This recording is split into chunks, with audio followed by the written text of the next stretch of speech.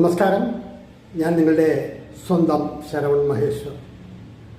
കൃഷ്ണശിലയായി എന്ന എൻ്റെ പരമ്പരയിലെ 217-ാമത്തെ എപ്പിസോഡാണിത്. ഇന്ന് ഞാൻ നിങ്ങളോട് പറയുന്നത് പത്മശ്രീ മിത്രനികേതൻ കെ വിശ്വനാഥനെ കുറിച്ചിട്ടാണ്. നമ്മുടെ ജീവിതത്തിൽ ഓർമ്മിക്കപ്പെടേണ്ട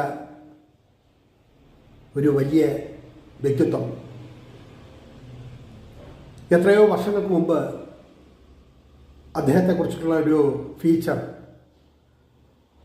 മലയാള മനോരമയിലോ മാതൃഭൂമിയിലോ വരികയാണ്. ഫുൾ പേജിൽ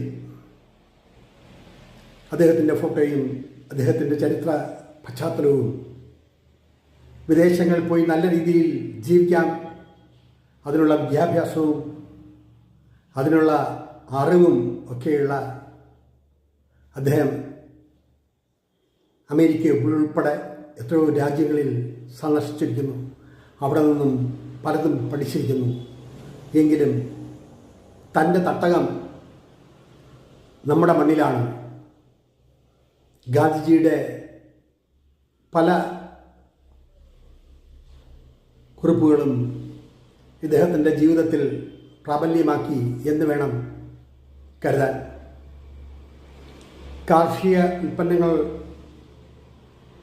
നിറയെ ഉണ്ടാക്കുകയും ഗ്രാമീണ ജനതയെ ഉന്നതിയിലേക്ക് നയിക്കാൻ വേണ്ട ഒരുപാട് കാര്യങ്ങൾ ചെയ്യുകയും 400 ഏക്കറോളം ഭൂവിൽ കൃഷിക്കാരെയും കൃഷിയെയും പഠിക്കാനും അതുവഴി ഉപജീവനം നടത്താനുമൊക്കെയായി അശ്രാന്തം പരിശ്രമിച്ച ആ വ്യക്തിയെ കാണാൻ വേണ്ടി എത്രയോ വർഷങ്ങൾക്ക് മുമ്പ് ഞാൻ അവിടെ ചെല്ലുകയാണ്.